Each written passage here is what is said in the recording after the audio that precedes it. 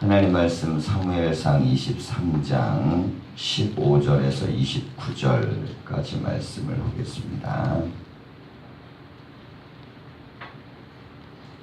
들어가겠습니다. 다윗이 사울이 자기의 생명을 빼앗으려고 나온 것을 보았으므로 그가 십광야 수풀에 있었더니 사울의 아들 요나단이 일어나 수풀에 들어가서 다윗에게 이르러 그에게 하나님을 힘있게 의지하게 하였는데 곧 요나단이 그에게 이르기를 두려워하지 말라. 내 아버지 사울의 손이 내게 미치지 못할 것이요 너는 이스라엘의 왕이 되고 나는 네 다음이 될 것을 내 아버지 사울도 안다 하니라. 두 사람이 여호와 앞에서 언약하고 다윗은 수풀에 머물고 요나단은 자기 집으로 돌아가니라. 그때 십사람들이 기브아에 이르러 사울에게 나와 이르되 다윗이 우리와 함께 광야 남쪽 하길라산 수풀 요새에 숨지 아니하였나이까. 그러하온즉 왕은 내려오시기를 원하는데 내려오소서. 그를 왕의 손에 넘길 것이 우리의 의무이니이다 하니 사울이 이르되 너희가 나를 긍휼히 여겼으니 여호와께 복받기를 원하노라. 어떤 사람이 내게 말하기를 그는 심히 지혜롭게 행동한다 하나니 너희는 가서 더 자세히 살펴서 그가 어디에 숨었으며 누가 거기서 그를 보았는지 알아보고 그가 숨어있는 모든 것을 정탐하고 실상을 내게 보고하라. 내가 너희와 함께 가리니 그가 이 땅에 있으면 유다 몇 천 명 중에서라도 그를 찾아내리라 하더라.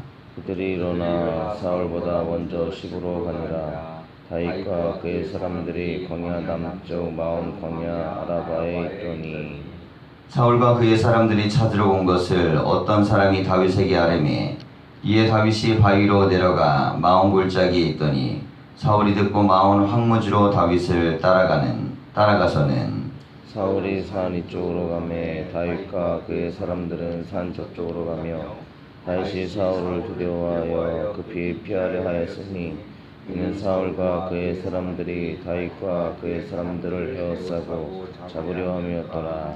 전령이 사울에게 와서 이르되 급히 오소서 블레셋 사람들의 이 땅을 침노하나이다.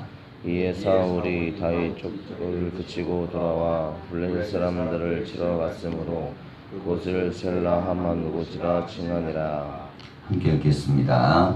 다윗이 거기서 올라가서 엔게디 요새에 머무니라. 아멘.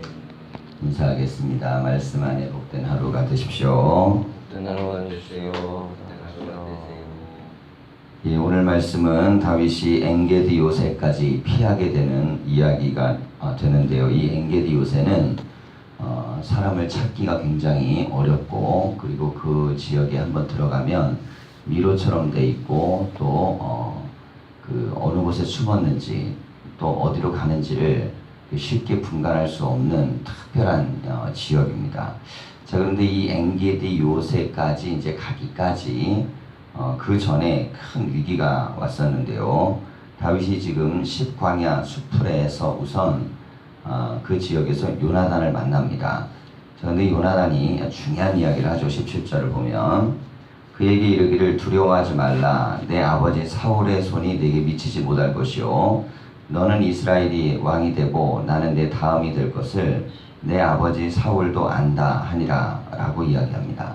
자, 이 말씀을 보면 사울도 지금 다윗이 요나단보다 훨씬 더 출중하다고 생각을 하는 거예요. 그리고 요나단은 다윗 다음이 될 수밖에 없다는 하나님의 뜻이 있다는 것도 안다는 겁니다.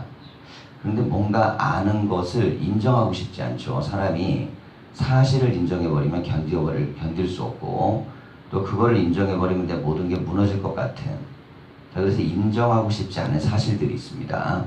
그런데 밖에서 보면 야, 그게 사실인데 저 사람 인정만 안 하는구나, 그래서 두려워하는구나, 뭐 이런 것들이 있어요. 인정을 하고 그냥 받아들이면 빨리 그 한계에서 벗어날 수 있는데 이걸 받아들이면 뭐 이렇게 죽을 것 같은 거죠. 고통스럽고. 지금 사울의 형편이 그런 겁니다. 다윗을 하나님이 왕으로 세운 것 같은 느낌이 분명히 있어요, 사울에게. 그런데 그것을 받아들이고 인정하면 견딜 수 없습니다. 그래서 결국에는 그를 죽이는 선택을 합니다.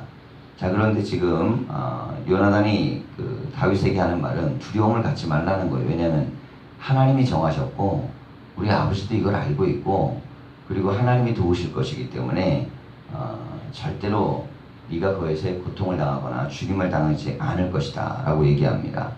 자, 그러면서 18절을 보면 두 사람이 여호와 앞에서 언약하고 그랬어요. 자, 이 대목을 보면 이 요나단과 다윗이 하나님 앞에서 동일한 생각을 가지고 약속을 맺었는데 서로가 신뢰감을 가지고 이 약속이 깨지지 않게 자, 그렇게 이야기하고 돌아갑니다. 자, 그때에 그랬어요. 19절을 보면 이러한 상황 때에 사울에게는 지금 다윗이 어디에 숨어 있는지를 알려주는 사람의 보고가 있었어요. 자, 그렇게 됐을 때 사울이 야, 이제는 정말 다윗을 죽일 수 있겠다. 자, 그렇게 생각하고 정탐꾼들을 보내고 그리고 다윗이 있는 곳을 알아냈습니다. 자, 24절 이하를 보면 그들이 일어나 사울보다 먼저 시부로 가니라. 다윗과 그의 사람들이 광야 남쪽 마온 광야 아라바에 있더니 그랬습니다. 자, 이 지역을 보니까 여기 이제 광야 남쪽 마온 광야 그랬어요. 근데 이제 광야죠. 찾기가 좀 쉬운 겁니다. 그리고 이 지역에 이제 사울의 군대가 내려오고 다윗의 사람들이 좀 많죠. 적어도 이제 400명, 600명 뭐 이렇게 인원이 늘어났기 때문에 이동을 한꺼번에 해가지고 그 사람들이 이 생존을 하기라는 게 무척 어려운 상황이 되어버렸습니다. 이게 뭐 한두 명 숨는 거면 어디든 숨을 수 있는데 600명의 사람이 이게 거처를 마련하고 숨는다는 것은 보통 어려운 일이 아니에요. 2주를 하고 이동을 하면서 그가 이제 마온광야까지 갔는데 이곳은 사울에게 충분히 잡힐 수 있는 지역입니다. 자, 이 지역에 사울이 그의 사람들과 함께 다윗을 잡으러 왔어요. 자, 그러면서 26절을 보면 사울이 산 이쪽으로 가며 다윗과 그의 사람은 산 저쪽으로 가며 이제 산 하나를 두고 거의 이제 이 추격이 끝 마무리에 다다른 겁니다. 이 정도 됐을 때 다윗이 사울을 두려워하여 급히 피하려 하였으니 이는 사울과 그의 사람들이 다윗과 그의 사람들을 애워싸고 잡으려 함이었더라 그랬습니다. 자, 이게 포위를 당한 겁니다. 그럼 포위를 당했으니까 시간의 문제예요. 포위는 뚫어내지 못하면 죽는 것이기 때문에 이게 사방에서 토끼몰이 하듯이 이렇게 몰고 들어오고 있었고 그래서 다윗은 그때 고립이 됐습니다. 자, 이게 이제 최대 위기가 왔어요. 이때 잡히면 이때 이제 정말 죽는 겁니다. 왜냐하면 이게 눈에 보이잖아요, 광야는. 그리고 이 이스라엘의 광야 구조는 막 완전 사막처럼 모래만 있는 데가 아니고 일정량 거기에는 나무도 조금씩 있고 지형지물의 변화가 있는 곳이 아닙니다. 이게 사막 같은 경우는 이렇게 막 바람 불면 모래 산이 바뀌어버리고 그러기 때문에 이 이제 사람의 눈에만 띄지 않으면 얼마든지 숨을 수도 있고 변경할 수도 있어요. 근데 광야는 이게 산에 나무가 많이 없고 그리고 거기가 이제 평평한 데다가 멀리서는 눈에 보이는데 이게 사방으로 에워서 들어왔기 때문에 시간만 걸리면 여기서는 생존을 할 수 없습니다. 자, 이런 이제 절대절명의 위기가 다윗이 이때까지 별의별 짓을 다 하고 살아남았거든요. 막 사람들 앞에 미친 척도 하고 비굴해지기도 하고 거짓말도 하고 어떻게든 살기 위해서 생명을 막 전부 다 걸고 도피 생활도 하고 이렇게 살았는데 이 광야에서 이제 마지막 최후를 맞을 수밖에 없는 최고의 위기가 그에게 옵니다. 자, 그때에 하나님께서 쓰셨던 방법은 완전히 갇혀버린 그때에 하나님께서 그 갇힌 모든 군대를 흐트러 버리시는 역사를 만들어냈어요. 자, 이게 다윗에게 주신 하나님의 은혜입니다. 차라리 안 오면 죽이려고 안 하는 게 좋죠. 사울이 군대를 안 보내면 좋습니다. 그리고 그런 자리에 안 갇히면 좋아요. 자, 이게 뭐 전 단계가 아무것도 없으면 가장 좋죠. 근데 이 모든 것들은 다윗에게 일어난 현실입니다. 근데 그 죽을 것 같은 현실에서 하나님은 손을 뻗으셔서 역사하셨어요. 자, 그것의 방법이 바로 사울이 도저히 다윗을 지금 잡으면 안 되는 상황, 그 상황을 하나님께서 마련하신 겁니다. 그러면서 27절을 보면 전령이 사울에게 와서 이르되 급히 오소서 블레셋 사람들이 땅을 침노하나이다 그랬습니다. 자, 전쟁이 일어났어요. 이 왕이 돌아가지 않으면 안 되는 왕의 지도력이 빨리 회복되어야만 하는 그런 상황이 발생을 한 겁니다. 이에 사울이 다윗 뒤쫓기를 그치고 돌아와 블레셋 사람들을 치러 갔으므로 그것을 셀라하마드봇이라 칭하니라 그랬습니다. 자, 이것은 이제 분리하는 바위라는 의미인데요. 자, 여기에서 이게 더 갈 수 있었지만 갈 수 없고 돌아가야만 하는 그런 사울의 처지를 보여주는 말씀입니다. 이 위기를 건너고 나서 엔게디 요새로 다윗이 피하면서 생명을 부지하고 이후로는 이 위기를 건너는 이유는 다윗의 흐름들이 이제 점점 더 좋은 쪽으로 바뀝니다. 그리고 사울은 점점 더 기울어지기 시작해요. 자, 우리의 생각에는요, 안 되는 것처럼 보이고 갈수록 힘들어지는 것처럼 보이고 도저히 극복할 수 없는 것처럼 보이는 마지막 순간, 그 순간이 우리의 끝이라고 생각하지만 그 순간은 여호와의 구원의 시작의 순간일 수도 있습니다. 그러니까 사실은 안 되는 게 우리 입장에서는 비극이지만 또 하나님과 우리 사이에서는 그것이 우리에게는 희망과 은혜의 시간이 될 수 있어요. 자, 예수님이 십자가에 매달려 죽을 때만 해도 그게 인류의 가장 큰 비극의 사건입니다. 하나님의 아들이 인간에게 죽임을 당했기 때문이죠. 게다가 구원을 하러 왔던 그리스도가 죽임을 당했으니 인간 입장에서는 최고의 비극입니다. 자, 이게 인간이 할 수 있는, 하나님에 저항할 수 있는 가장 강력한 것은 하나님의 아들을 죽이는 거예요. 자, 예수님도 그런 비유 많이 보내죠. 종들을 보냈더니 다 때려 죽이고 그리고 마지막엔 아들도 죽이더라. 자, 하나님이 아무리 인간과 가까워지고 인간에게 주신 은혜를 확인하려고 해도 인간의 이 죄악이라는 건 결국 하나님의 아들마저 죽입니다. 자, 그런데 이것으로 끝나지 않고 하나님께서는 아들을 부활시키고 그리고 이 아들로 말미암아 심판의 주로 세워주십니다. 자, 아들이 심판자가 되어버려요. 자, 결국엔 하나님이 이긴 겁니다. 자, 신앙은 무엇을 얘기하는 거냐면 결국은 하나님이 이기는 것을 믿는 것입니다. 자, 성경을 통해 우리가 믿는 것은 하나님이 이긴다는 거예요. 내가 이기는 게 아니고 나는 질 수 있습니다. 나는 지금 진 거예요. 사실 다윗은 죽은 거나 다름없습니다. 이게 잡히면 죽은 거예요. 근데 하나님이 다윗이 대단해서 이걸 살려주지 않습니다. 그러니까 다윗이 훌륭한 지혜, 명철, 똑똑한 전략 이것으로 다윗을 살려주지 않고 하나님께서 오직 하나님의 은혜로 다윗을 살려주셨어요. 그러니까 다윗의 입장에서는 오직 주의 은혜가 아니면 살 길이 없는 중요한 경험을 지금 이 순간에 하는 것입니다. 이 자리에선 시간만 지나면 죽는 것이고 그리고 조금만 더 있으면 내 생명 끝나는 거예요. 근데 그때 하나님은 내가 계획하지도 않고 그리고 내가 상상할 수도 없는 방식으로 하나님께서 길을 여시고 그리고 하나님의 뜻을 행하셔서 이 다윗도 살리고 그리고 다윗의 믿음도 더욱더 크게 만들어 주시는 것입니다. 자, 지금 이 광야에서 일어났던 이 다윗의 구원의 사건, 바로 전에 있었던 요나단의 예언이 이루어지는 것입니다. 아버지는 여호와 이름으로 다윗을 죽이려 했으나 요나단은 여호와 이름으로 다윗이 살 것이라고 선포했어요. 둘 다 하나님의 이름을 불렀는데 누가 옳았느냐? 하나님의 뜻에 순종하는 사람이 옳은 것입니다. 분명히 아버지는 왕이고 아들은 아무것도 아니에요. 왕자지만. 그런데 누가 더 큰 권력을 세상에서 갖고 있냐가 아니고 누가 더 하나님의 뜻에 맞는 판단력을 갖고 있느냐, 이게 훨씬 더 중요합니다. 둘 다 하나님의 이름을 부르는데 하나님의 이름을 반대로 부르고 있어요. 한쪽에서는 다윗이 살아야 된다고 선언하고 있고 한쪽에서는 반드시 죽을 것이라고 선언했습니다. 둘 다 여호와 이름을 불렀는데 그 둘 중에 아들이 불렀던 신앙 고백이 이루어진 거죠. 자, 이게 바로 믿음입니다. 자, 우리가 어떤 상태에 있든지 간에 가정에서 남편이 아내보다는 훨씬 더 우리 사회에서는 가부장적이죠. 그래서 외갓집 그럼 바깥집이란 뜻이거든요. 예, 외가 집 밖에 있는 다른 집이란 뜻이에요.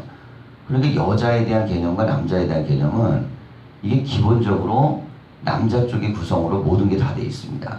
자, 그래갖고 우리의 이 전통적인 신앙의 개념은 남자가 제사장이에요. 남자가 제사 다 하죠.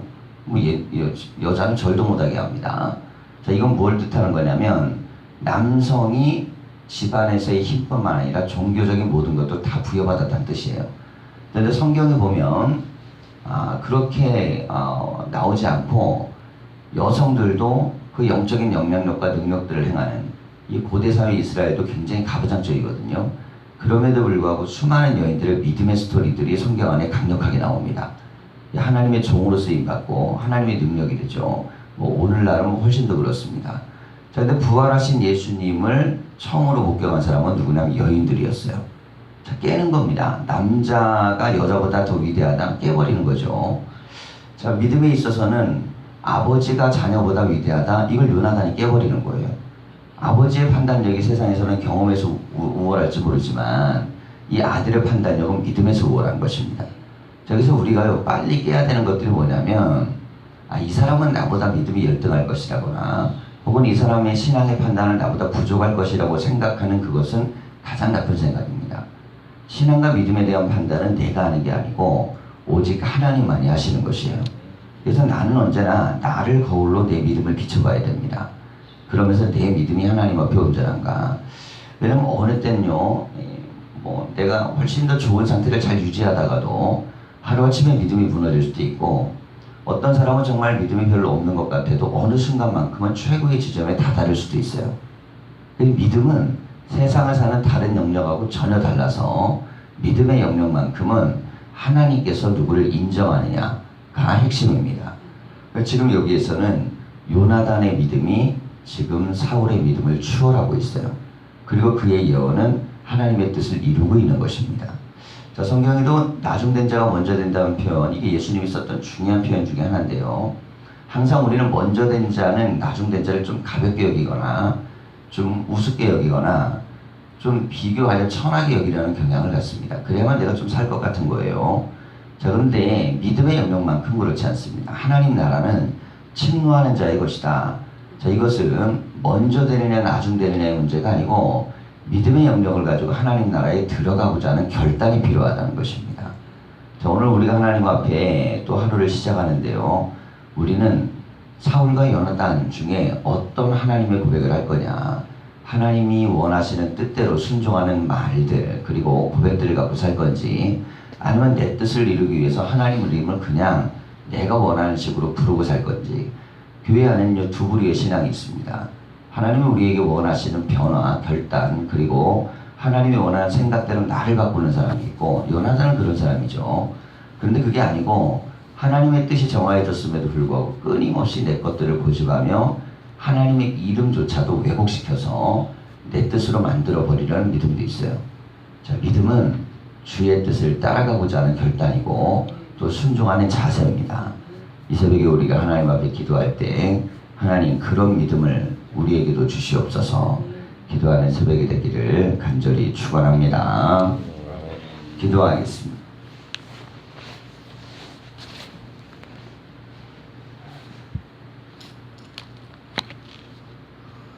살아계신 하나님, 하나님께서 이 새벽에 우리의 영혼들을 부르시고 하나님의 전에와 우리가 기도하게 하시며 말씀을 읽게 하심을 감사합니다.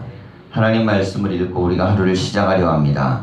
우리에게 내리워 주신 그 큰 은혜와 그 큰 축복의 시간들을 하나님 이제 정리하고 새로운 아버지 하나님 하반기를 우리가 맞이하면서 우리에게 닥친 모든 어려움과 문제와 환난이라 할지라도 하나님 결국에는 하나님께서 해결하시고 열어주시고 풀어주시는 경험들을 하게 하셔서 우리가 하는 것이 아니라 하나님이 하시는 것들을 보게 하는 하나님 그런 귀하고 복된 날들이 되게 하여 주시옵소서. 오늘도 주의 전을 사모하며 하나님 앞에 나와 기도할 때에 우리의 기도 제목이 하나님 막혀있는 환경과 풀리지 않는 문제와 넘을 수 없는 산과 한계 속에 있을 때에 오히려 우리는 하나님을 부르게 하시고 하나님을 찾게 하여 주시고 하나님의 뜻을 순종할 수 있도록 인도하여 주시옵소서. 내 뜻대로 살며 내 마음대로 살며 내 힘으로 살며 내 능력으로 살아 아버지 하나님 우리가 하나님의 은혜 아닌 것들로 하나님의 이름을 부르지 아니하게 하여 주시고 오직 우리는 주의 은혜를 의지하는 믿음 가운데 서게 하여 주시옵소서.